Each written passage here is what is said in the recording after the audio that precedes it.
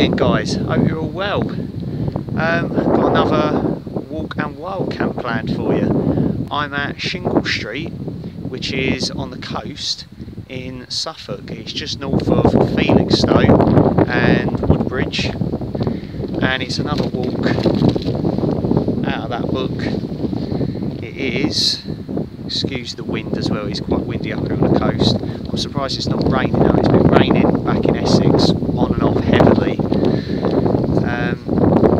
This is walk number 6, Shingle Street, Alderton. As you can see by the little arrows, it is part of the Suffolk coast path. There's the Coast Guard cottages. So yeah, the walk is 4.5 miles. It should take 2.5 hours. What I'm planning to do is head right along the beach, along the sea here, and find somewhere further down to hopefully wild camp for the night.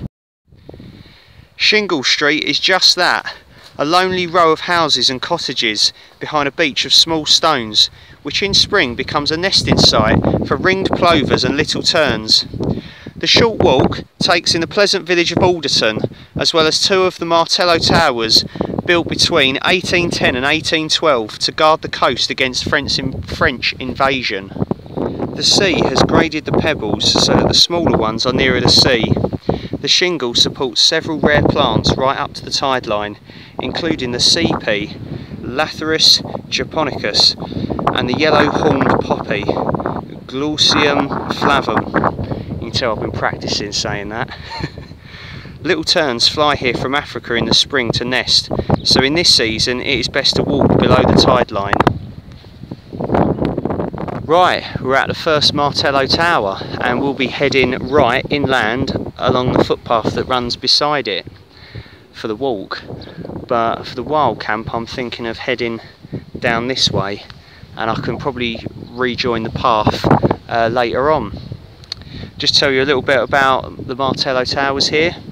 These copied the design of a coastal tower seen by Royal Engineers at Martella in Corsica in 1794 and were part of a country-wide coastal defences against a threatened Napoleonic invasion. Most of those surviving have now been converted into residences or holiday homes. And yeah, as you can see up the top, there's like a little, glass kind of circular room viewing platform. So yeah, either it's a holiday home or some lucky bastard lives there. I wouldn't mind living in one of them, it'd be pretty cool. I can see a ferry out in the distance. I can see another Martello Tower further down the coast. I think there's another 2 on this walk. Okay, I've cleared the last of the houses, and along this section of the beach there's only sort of a couple of Martello Towers and pillboxes where this person in green is, and yeah, it's a lot quieter along here, so I'm going to start looking around further up this way for somewhere to set up. Of course it's all shingle, so I kind of yeah, want to find some of a bit of grass really that I can sort of stake the tent into the ground. There's a couple of sea fishermen over here, and then we're down at the sea again. So once again this is becoming quite common. Tom Outdoors goes coastal. And yeah, it's lovely. I love the sea, the waves, beautiful.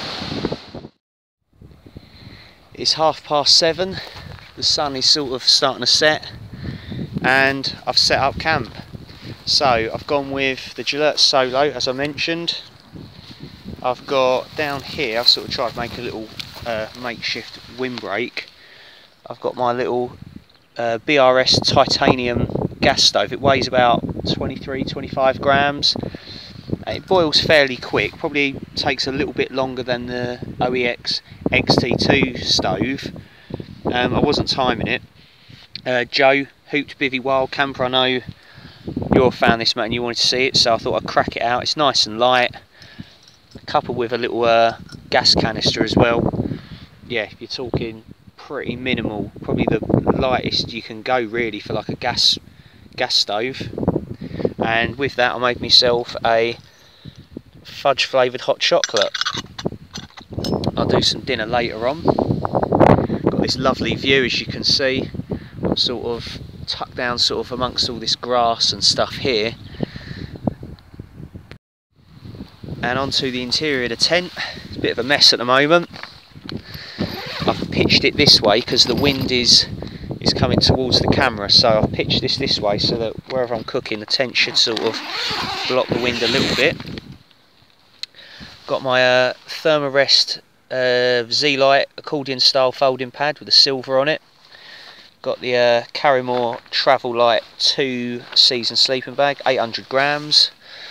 Oh, then inside, got my Osprey Talon 33 litre rucksack. It's my OEX rain jacket. I've got some thermals and a beanie hat in there to sleep in. I've got this Gelert camping pillow. It's actually really nice, this, really cheap. It's got this sort of coating on one side and then sort of the fleecy coating on the other side. All the stuff sacks and my OEX waterproof over trousers are up that end. Got my little Rab sort of windproof jacket there that folds up in itself, really small. Maps, guidebooks, I can't remember your name now again, handyman camper van geezer, sorry mate, I've completely forgotten your name again. You said if you get bored on a camp, bring a book, so I thought I've bought this book that I can't put down at the moment, and it's quite appropriate for where we are.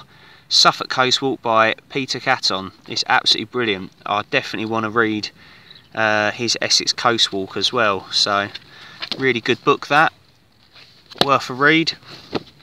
Yeah, I've got the map for the walk. You're going to want OS 197 Ipswich, Felixstowe, Harwich, Woodbridge and Manningtree. Head torch. I've got some little through night T10, turns into a lamp, so I'm going to hang that up here. I've got a new knife as well. It's an Opinel. I can't remember, there's like different numbers for them. I think this is, yeah, it's number 9. They're French made. Yeah, there you go. And then what you do, you twist that to one side, pull that over so it locks the blades. It's a really simple, very simply made knife, but really good. I've seen these a few times on people's videos, and I thought, I saw it in a Decathlon and I think it was like £7 or £8. I thought, I'm going to get that. So yeah, if I need to cut anything, it's pretty rare, but for how cheap it was and it's pretty light, I thought I'll get myself one of them. It's about 8:30 now, and I've just used the little titanium BRS gas stove. It boiled just over 500ml of water in, I think it was about 2 minutes. Timed it on my phone here that I'm filming with, and yeah, it was like 2 minutes. It might have been a smidgen over 2 minutes.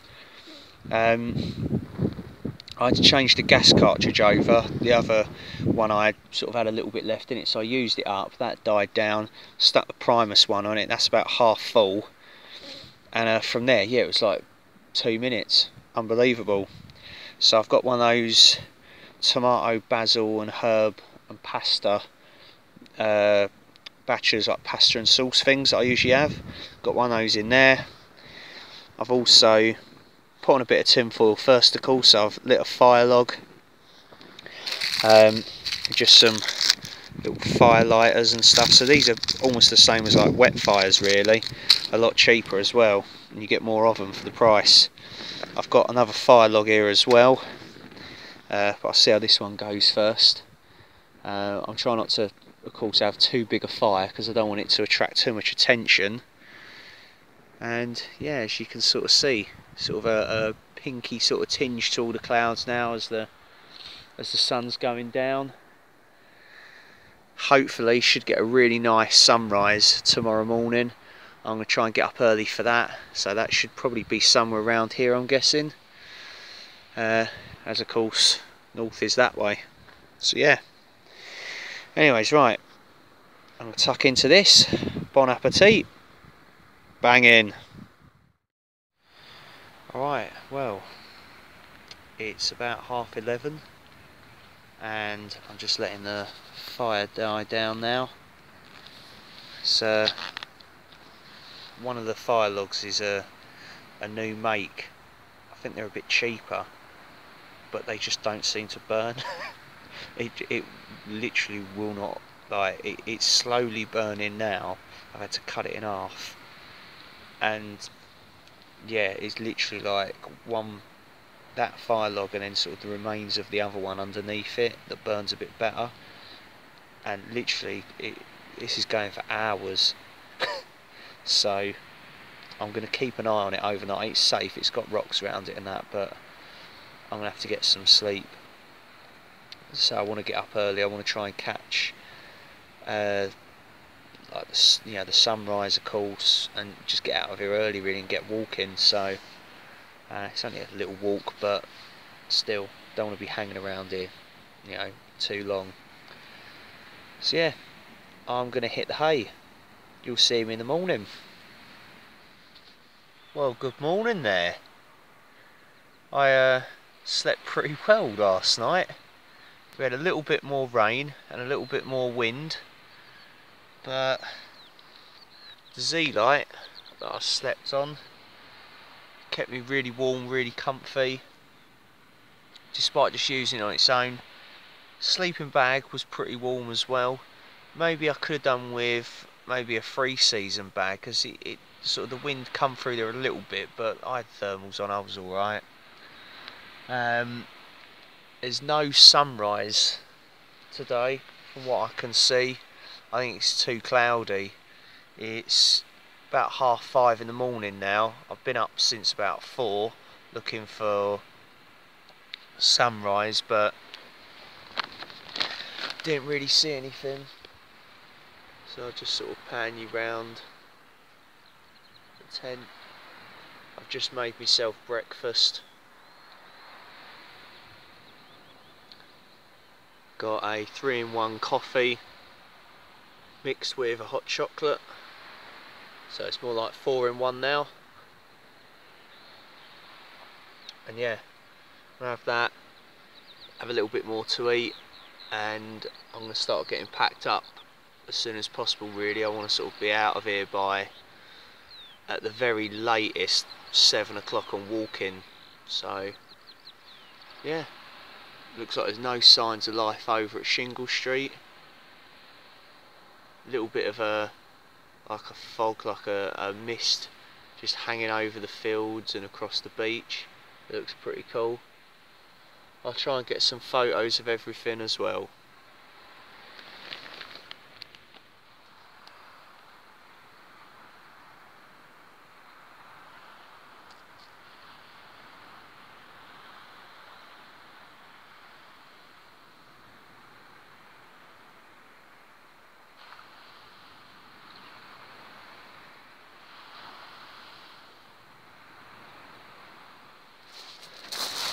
Looks like the sea fisherman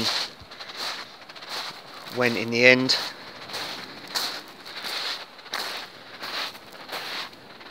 Tide still looks like it's still in quite a way actually.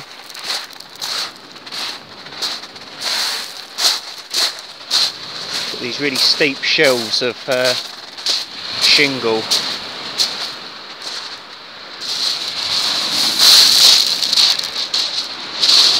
But yeah, you can see the tide came right up, although it did rain as well.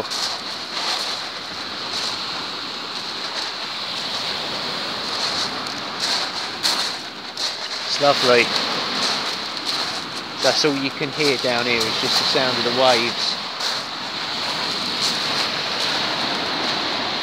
And over in the distance, there's a big container ship heading into Felixstowe port.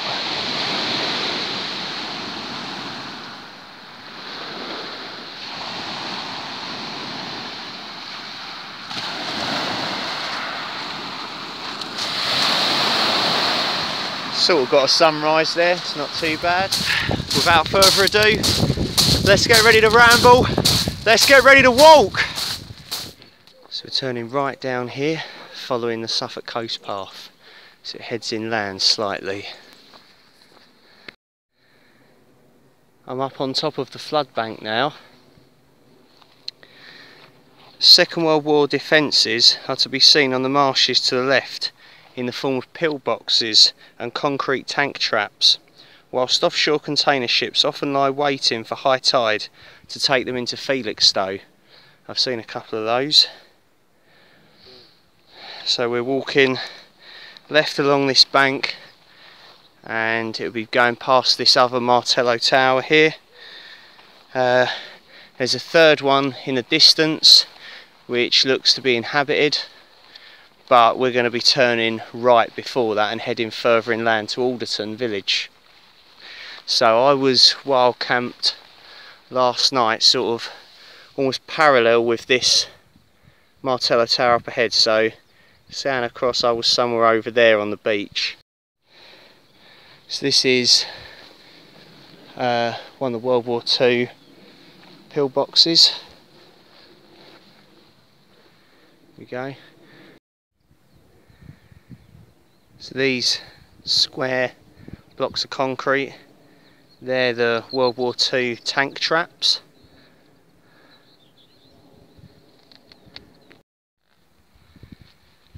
This Martello tower here that we're going past is deserted, and it's topped by an original wartime machine gun emplacement just on the top there. It says halfway between the two Martello towers we're to turn right down here, leave the flood bank, head down this track into the village of Alderton. So we've been walking along this little track here that led off of the flood bank up near the sea, and we're turning left, crossing over this footbridge, heading towards the village.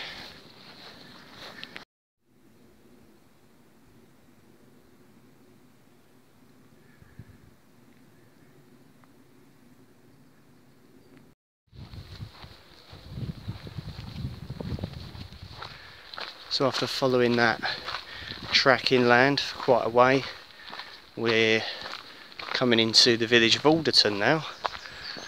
I've just seen two elderly women out walking their dogs. Literally that's about it, no one else. So gone behind the houses and this playing field over here, and we'll emerge onto the main road in the village. Turn left if you want to stop at the pub, the Swan Inn, but something tells me at 7:45 in the morning, doubt it's going to be open. So we're going to be heading right, and that'll take us back on the return leg back to Shingle Street. We've walked along this little country lane for half a mile out of Alderton, and now we're heading right, down this track to Buckenay Farm, back out to the sea wall, or the flood bank, sorry, and out to the coast.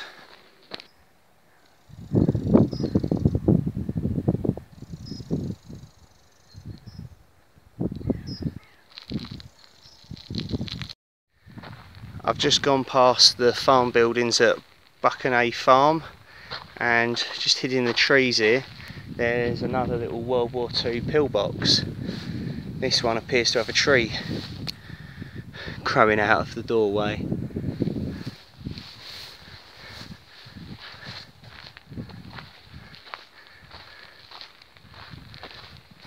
So you can see sort of lots of different eras of coastal defence on this walk.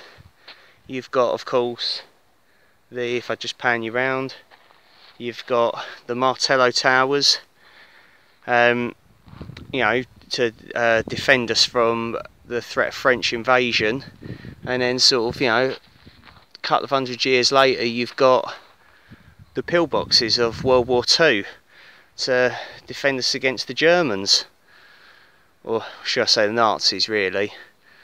Not all Germans are bad. I'm going to get some stick for that. And then of course with this one I was camped in, well, just in front of this on the on the beach. This one of course has got a machine gun emplacement on the top of it, so stuff from, you know, the Napoleonic era is then being used centuries later in World War II. Turning off the farm track now, left heading across this little field up onto the flood bank again, and then heading towards the first Martello Tower that we saw at the beginning of the walk, that's now private residence. And yeah, we're back at Shingle Street where the car is. As you can see, back out at Shingle Street. It's a nice little walk, that. So it's time for the highlights as we're nearly back at the car. Number one, the wild camp is a good one this time, better than Icon and Tunstall Forest. Then the next one would have to be probably walking along here at Shingle Street, like this bit of the beach, and I'd say probably the Martello Towers as well. Don't really see too many of them on a lot of the walks. You know, they're sort of unique to the coastline, I guess, really. Yeah, that would be my highlights. It's been a good one, this. I'm back to the Coast Guard cottages at Shingle Street, and I can see the car. It's just gone 8:30 in the morning. It's nice walking this time of the day. It's worth getting up early because you basically have to walk to yourself. There's no one about. It's brilliant. Right, well, I'm back to the car, and still here, still in one piece. Good. Well, that's been a nice little walk, brilliant wild camp.